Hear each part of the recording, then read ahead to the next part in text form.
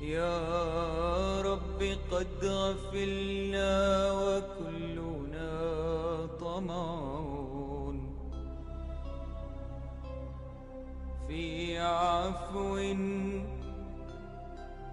وفي كرم وفي عتاق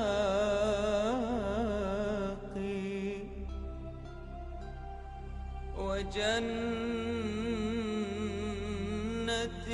مع سيد البشر ندعوك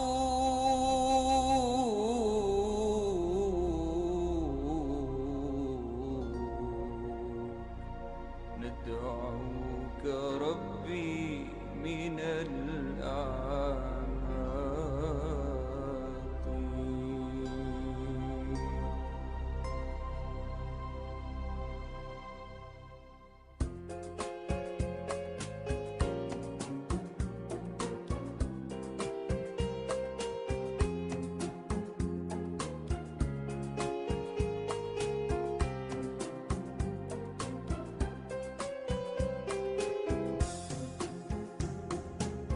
لو كان بيننا الحبيب yang mazmumah, sifat yang tercela.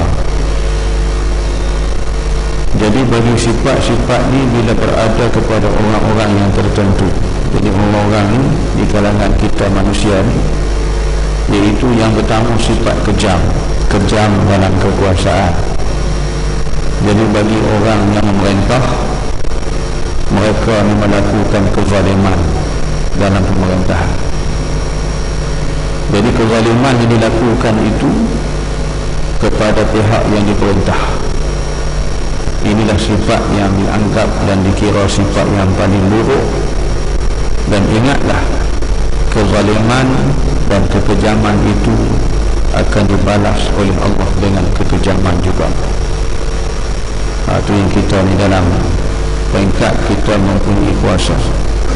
Dan kuasa dalam bentuk pemerintahan, dalam pemerintahan peringkat negeri, peringkat daerah, ke peringkat kecil, peringkat kampung sampai ke peringkat rumah tangga, maka kita dilarang melakukan kezaliman.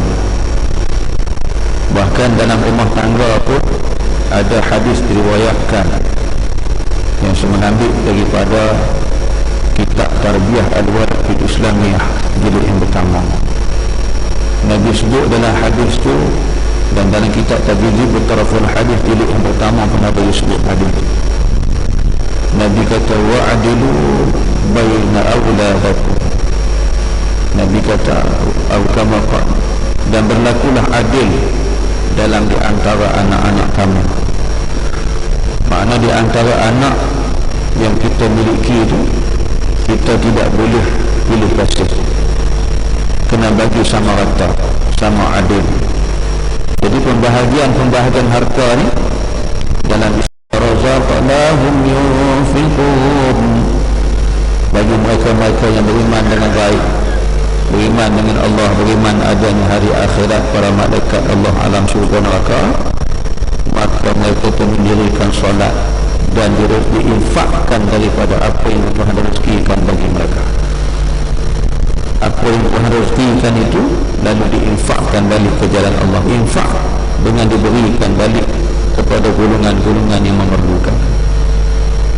Masih banyak, masih ramai golongan yang memerlukan dah. Jadi jangan kita jadi manusia yang buruk, dan seburuk-buruk ni manusia yang kedekut dalam kekayaan dia. Dan mereka tu sah orang bukan di kalangan orang yang beriman kepada hari akhirat, bukan beriman kepada Allah, bukan beriman pada adanya syurga neraka dan sebagainya. Jadi sifat orang beriman itu yang Allah sebut dalam surah Al-Baqarah di awal ayat. Yang kedua, tamak pada ulama. Jadi sifat tamak ada sifat yang dibenci, sifat buruk yang dikatakan tamak pada ulama. Kita ni berebut berlomba-lomba nak sampai ke taraf jadi ulama. Jadi ulama ni kita dah sebut dan dihuraikan dalam kitab ni juga, bahawa ulama itu dikata ada tiga. Yang pertama, ulama yang mengenal perintah Allah, ulama yang mengenal Allah dan mengenal dari segi perintah Allah. Ada ulama yang mengenal Allah tidak mengenal perintah Allah. Ada ulama pula yang dikatakan ianya tidak mengenal Allah, tidak mengenal perintah Allah. Itu mengikut pandangan kata di dalam kitab ini oleh Abu Darda yang menyatakan bahawa didengar daripada orang yang mana, jadilah kamu tu orang yang mendengar dan sebagainya. Ini sifat itu ulama. Dalam kitab Ihya Ulumuddin disebut ulama tu ada dua.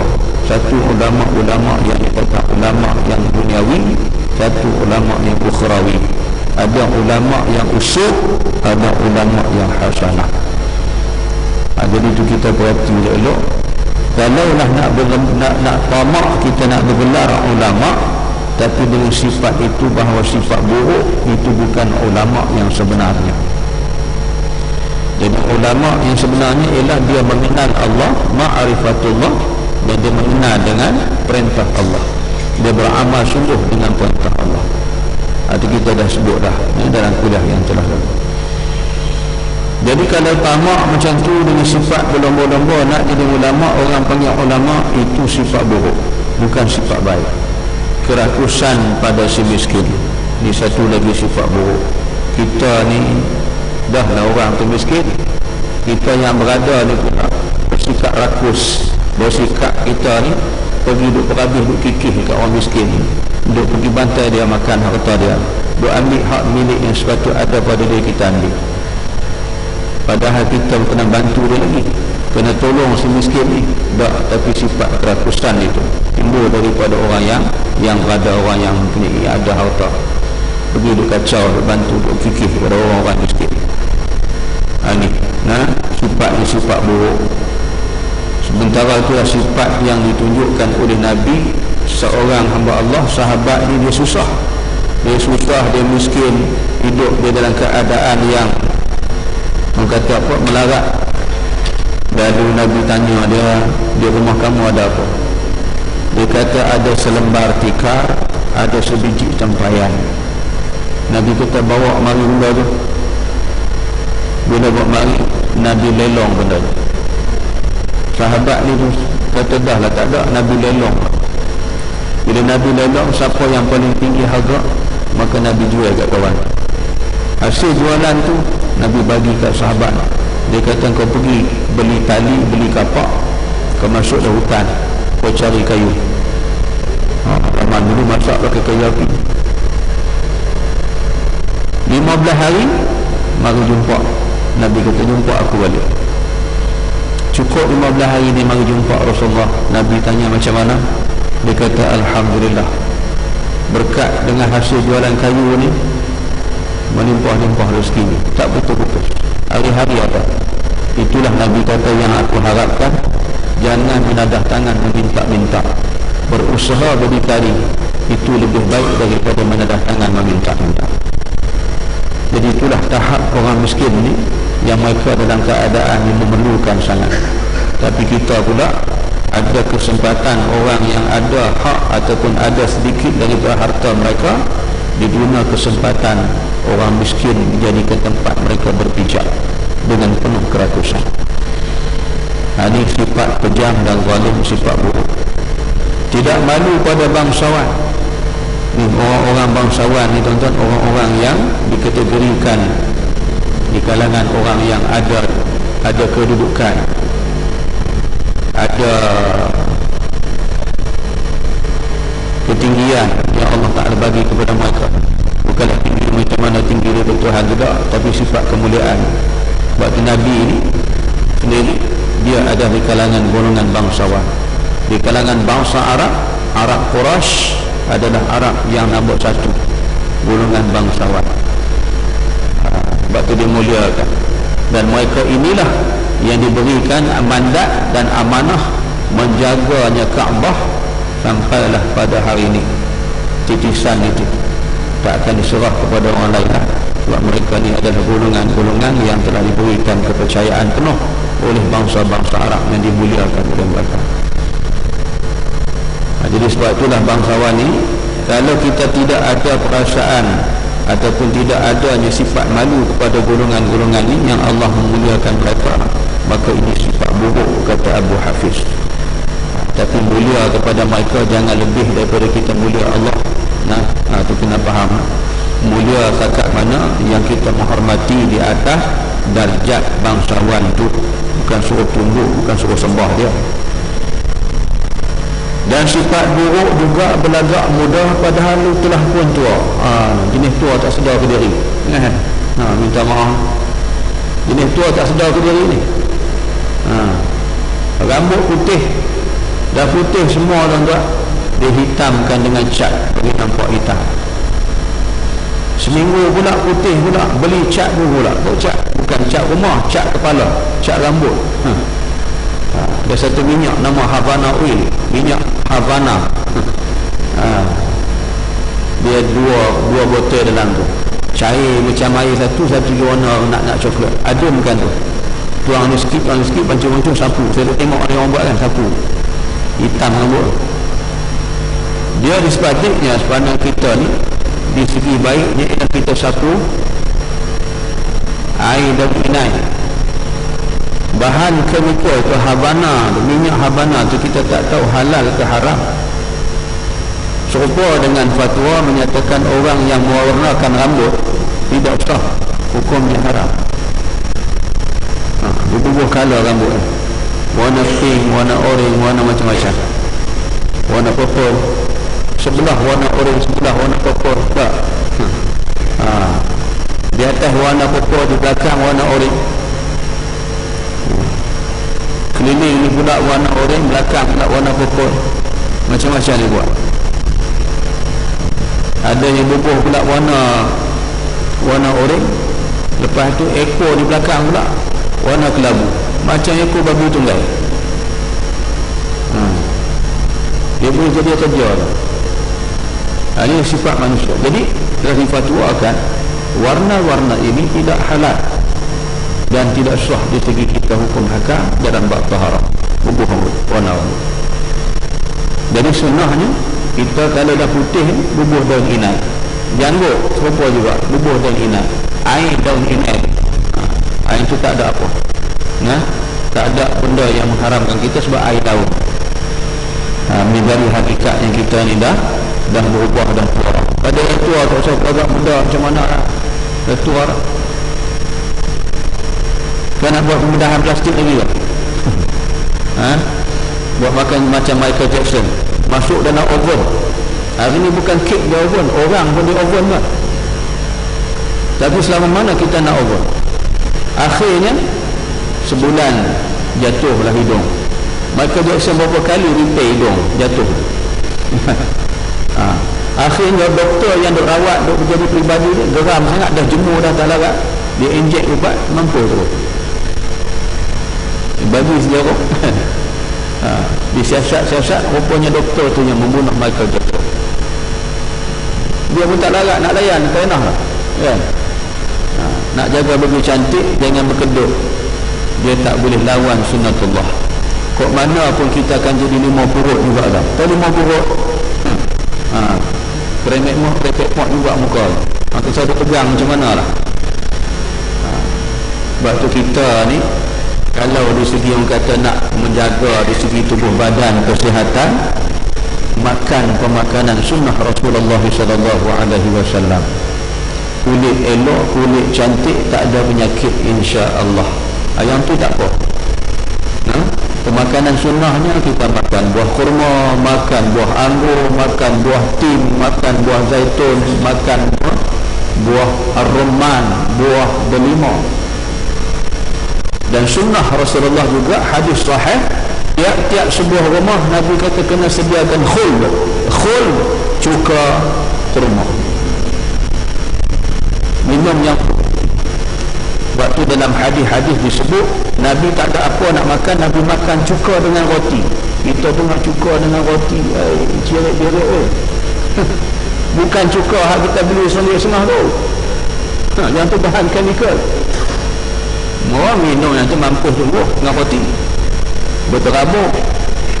Ni khul ni cuka tu lah yang Nabi makan tu, cuka kurma. Itu sekarang satu syarikat Dapi Al-Bashirah marketing kan, Bashirah marketing, dia menyediakan dalam pack yang panjang tu, kita buka minum.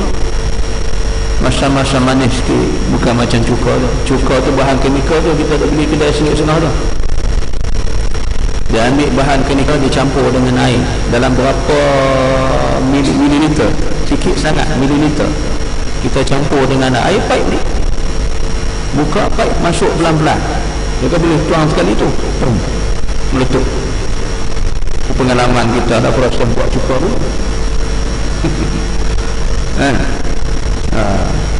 Proses buat cuka tu, dia tak boleh tuang macam tu, dia tindak balas dengan air, dia meletup. Masukkan air sikit kacau, berapa mililiter sahaja. Lepas tu boleh kita buat dalam botol, bubuh stiker, bubuh label, boleh jual sebotol setengah. Simple tak? Ni cuka Nabi makan khud, cuka buah kurma. Sunnah Nabi kata simpan di rumah anda, tiap-tiap mesti ada. Itu pun makanan sunnah. Kulit cantik, ingatan kuat, mata terang, tak mudah rabun, tak mudah kelabu. Tu makan buah tu. Nah, buah kurma, buah tin, buah zaitun, buah rumman, buah delima, kismis. Profesor Allahyarham, Profesor Dr. Azizan tambah, dia kata makan buah biji badam, 7 biji badam, 7 biji kurma, 7 biji kismis. Itu untuk minda, kuat ingatan. Kajian dia lah dalam bidang homeopati. Allahyarham Dr. Azizan Ismail. Jadi itu dia. Jadi kita ni balik kepada sifat tua macam mana pun tak usah jadi muda lah tak. Tak boleh nak buat apa dah. Sebab tu Nabi kata tiap-tiap penyakit ada ubatnya, kecuali penyakit tua dan mati. Tu tak boleh buat apa dah. Pakar pun nak mati juga, tak boleh nak buat apa dah. Jadi kita ni hak tua tu tua dah, jangan duk belagak jadi muda. Buruk sangat. Orang tengok pun geli, nak termuntah. Orang tengok. Orang laki-laki menyerupai wanita, wanita menyerupai laki-laki. Man tashabbaha biqaumin fahuwa minhum, Nabi kata. Barang siapa yang merupai satu kaum, dia masuk dalam kaum itu. Orang perempuan tentaklah perempuan, laki-laki tetap laki-laki. Jangan kita tasyabbuh mana-mana pihak. Ini dia dilahirkan dalam keadaan bentuk lemah lembut. Lemah lembut engkau bukan perempuan, laki-laki, tapi dia pakai baju perempuan. Lepas tu pergi kedai pula, beli pula pil, tukar hormon. Dia telan hormon tu, pil tu, maka membengkak bahagian dada dia, membesar, minta maaf lah, membesar bahagian buah dada dia. Bulu roma dia pun tanggal habis. Bila tak makan pil tu, bulu roma nak, buah dada menonjol besar, takkan pelik. Inilah kumpulan waria, pondan-pondan yang beroperasi di Kuala Lumpur ni. Dia pun ada lesen juga. Buat kerja haram, dilaknat oleh Allah. Dia belagak jadi perempuan. Hak perempuan belagak jadi laki-laki. Hak laki-laki belagak jadi perempuan. Ini Nabi kata man tashabbaha biqaumin fahuwa minhum. Barang siapa tasyabuh mana-mana pihak, dia masuk pihak tu, hukumnya haram. Tak boleh. Ada anak laki-laki, tengok dia Allah jenis keras, kasar, kita pun pergi potong baju, buat seluar pakai laki-laki, potong rambut kontok pendek. Nak diserupa laki-laki buat apa? Dia membuat. Dia kata tak boleh buat ni kasar sangat, bagi dia pakai macam laki-laki. Itu jadi tomboy Dia boleh pergi tanya dengan Ustaz Sulaiman Buk. Dia kata, Ustaz, kami nak nikah juga walaupun 1 hari. Ustaz Sulaiman Buk kata, mana boleh nikah perempuan dengan perempuan? Kalau Ustaz bagi nikah, kami buat apa, Ustaz tanggung dosa kami. Amboi, punya samsingnya. Orang hajar betul. Dia kata, Ustaz tanggung dosa kami. Arwah Ustaz Sulaiman Buk dipanggil Ustazah atau masuk dalam bilik, pergi tengok ni budak. Memang perempuan nak nikah, memohon dengan pejabat ulama. Astagfirullahaladzim. Dan pernah berlaku dulu Qadhi kita 24 jam kena tukar. Qadhi kita kurang. Qadhi Hasan Saleh, Muhammad Saleh, kawan saya, dia menikah orang ni pembobak, bertunang pembobak, masuk sak rabah kira-kira tu kan, perempuan dengan membuat Qadhi kena tukar 24 jam. Kok mana akan boleh nikahkan lagi? Dia kata mana saya tahu, mau takkan Nabi selakkan dia. Dia mari dengan sifat laki-laki, dengan pendaftaran, dengan nama, dengan apa semua komplit. Dia boleh buat tu. Nah ini atau Qadhi kena tukar pergi pejabat education lah. 24 jam kena tukar. Dia tanya ada macam mana? Dia kata mana? Tak tahu. Dia kata dia mari laporan lengkap apa semua. Takkan kita berselakkan berangkat nikah sampai terlalu kot. Tak pernah dibuat dulu nikah habis selakkan berangkat nikah. Takkan dulu nikah tanya ada. Dulu nikah tanya dia setuju ke tak setuju ni nak menikah ni. Nak kamu nak nikah. Kan kita tanya penting kan. Yang tu ada lah. Kena kena dia. Malam pertama pecah rahsia. Pecah rahsia rupa-rupa dia minta maaf lah cerita ni kebenaran tanda nama Allah bagi yang mulia ni. Rupa dia beli barang plastik diikat. Dia beli barang plastik diikat. Sampai seteratu lah manusia ni tuan nak menjadikan dia tu laki-laki. Allah jadi kamu tu perempuan. Ni berlaku kita nak.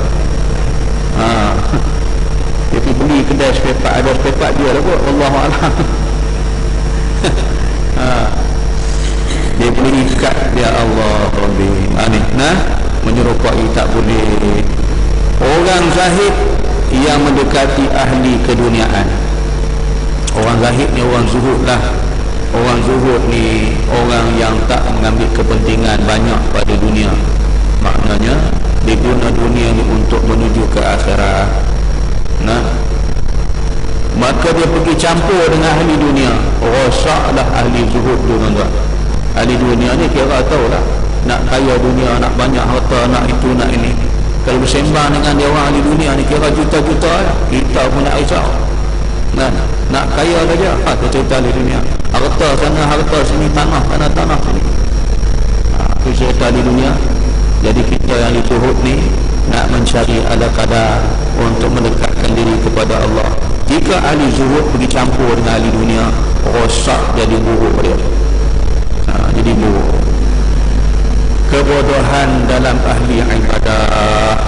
Orang bodoh pergi buat ibadat, habis rosak dia. Ibadat Tuhan tak terima lah. Kata Imam Ghazali, beribadat tanpa ilmu rosak jahanam, habis semua tak boleh pakai. Jadi sebab tu jadi buruk bila kita beribadat tanpa ilmu. Nak buat ibadat kena belajar. Seorang hakim berkata pula, perkataan orang hakim hiburan bagi orang bodoh. Perkataan orang bodoh peringatan bagi orang hakim. Kata seorang bijaksana, perkataan orang hakim ni hiburan bagi orang bodoh. Orang-orang bijaksana bercakap bagi orang bodoh dianggap hiburan, dan perkataan orang bodoh peringatan bagi orang yang hakim. Bila orang bodoh bercakap dengan orang bijaksana jadikan dia sebagai peringatan. Peringatan bersapa orang cerdik pandai ni boleh dengar orang bodoh bercakap, dia tapih dulu, dia kaji betul ke orang bodoh ni bercakap. Itu kata orang bijaksana. Dan kata Abu Lais yang terakhir sekali, orang bodoh jika mendengar perkataan hakim mereka anggap jenaka dan pelik sehingga menjadi hiburan bagi mereka. Sebaliknya jika hakim mendengar perkataan orang bodoh, maka terasa besar buruknya perkataan itu sehingga menjadi peringatan bagi mereka untuk menghindarinya. Hasrat orang bodoh mendengar dan hasrat ulama meruayatkan, dan hasrat orang zahid menjaga dan memperhatikan serta mengamalkannya. Jadi orang bodoh bila dia dengar orang cerdik pandai bercakap, dianggap sebagai apa? Sebagai hiburan. Sebab tu bila tokoh-tokoh alim ulama di kalangan para cendekiawan intelektual memberi peringatan kepada orang yang tak ada ilmu ni, mereka pula ketawa. Dia anggap satu hiburan, satu jenaka. Dia main-main kata-kata orang cerdik pandai. Tetapi memerangkap diri mereka sendirilah yang nak jadi bodoh. Dia boleh sorak kita, dia boleh kata kita macam-macam kan, dan mereka berhimpun ramai-ramai mendesak supaya kita ni diambil tindakan undang-undang kepada orang yang cerdik. Kan sahabat-sahabat kita kenal dulu, kawan saya pencegah maksiat tangkap KBZ restoran dulu kan, ceritanya dia pergi tangkap, dia kata Ustaz, dah nak melakukan zina dah atas meja tu kami tangkap, kesudahan penguasa ni digantung tugas 6 bulan, sementara nak kes ni dijalankan penyiasatan. Akhirnya menteri di Jabatan Perdana Menteri dan juga seorang lagi menteri di ahli parlimen mendesak supaya Jawi gugurkan kes ini, dan dituduh diletak pula pencegah maksiat ini melampaui bidang hak kuasa. Akhirnya dia orang ni mari ramai-ramai berhimpun di bangunan Jawi tu, huri depan tu, sorak orang pejabat agama, kami menang. Itu dia ni. Yang kita kesal tu ustazah ahli parlimen pergi tolong dan lepaskan daripada mereka diambil tindakan. Menteri bagian wanita tolong lepaskan mereka. Siapa yang salah? Yang salah penguasa yang tangkap. Inilah cerita orang bodoh-bodoh ni. Segala tindakan cerdik pandai yang dibuat oleh orang cerdik dianggap satu jenaka, disorak, diperli, diejek. Inilah menepati kata Abu Lais As-Samarqandi. Berlaku semua. Dan orang cerdik ni pula bila dengar orang bodoh buat macam tu, kita mengambil sebagai satu peringatan.